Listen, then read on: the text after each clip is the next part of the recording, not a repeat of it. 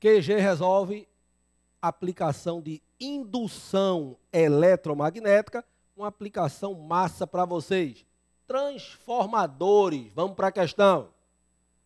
O fenômeno da indução eletromagnética permite explicar o funcionamento de diversos aparelhos, entre eles o transformador, o qual é um equipamento elétrico que surgiu no início do século XIX como resultado da união entre o trabalho de cientistas e engenheiros, sendo hoje um componente essencial na tecnologia elétrica e eletrônica.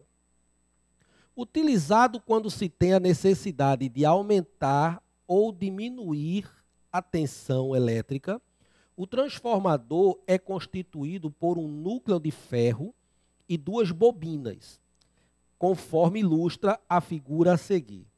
Uma das bobinas, chamada primário, tem N1 espiras e sobre ela é aplicada uma tensão U1. A outra, chamada de secundário, tem N2 espiras e fornece uma tensão U2.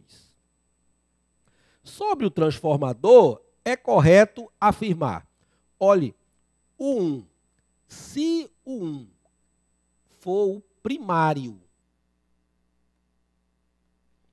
e o 2 for o secundário, observe que como o número de espiras 2 é maior do que o número de espiras 1, o 2 vai ser maior do que o 1. Isso é chamado transformador que eleva, ou elevador de tensão.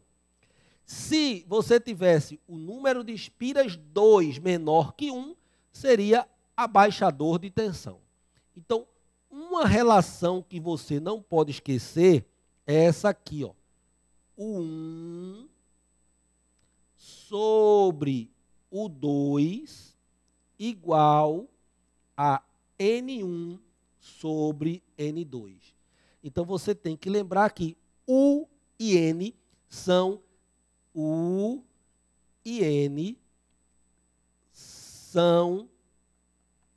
diretamente proporcionais. Bom, outra coisa interessante é a potência. A potência, no caso de um gerador, de um transformador ideal, é a mesma. Então, você pegando o 1 vezes a corrente 1, chamada corrente eficaz, o 2 vezes a corrente 2, a gente percebe que U e I são inversamente proporcionais. Essas duas relações são fundamentais. Vamos voltar. Letra A. É utilizado para modificar a tensão, tanto em sistemas de corrente contínua quanto de alternada. Errado.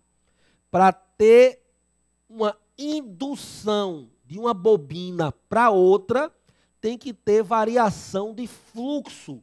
E essa variação de fluxo só vai acontecer na corrente alternada. É falsa a letra A. Só aparece a tensão U2 quando o fluxo magnético produzido pelo primário for constante. Falso. Só se o fluxo magnético for variável. Tem que ter uma variação de fluxo, por isso tem que ser uma tensão alternada ou variável, para que tenha tensão induzida no secundário. Um transformador ideal, a potência fornecida ao primário é diferente do secundário. Falso também.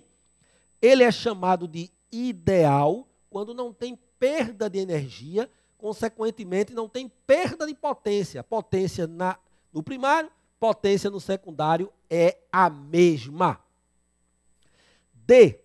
Quando o número de espiras 1 é menor do que o número de espiras 2, a corrente no secundário é maior que no primário.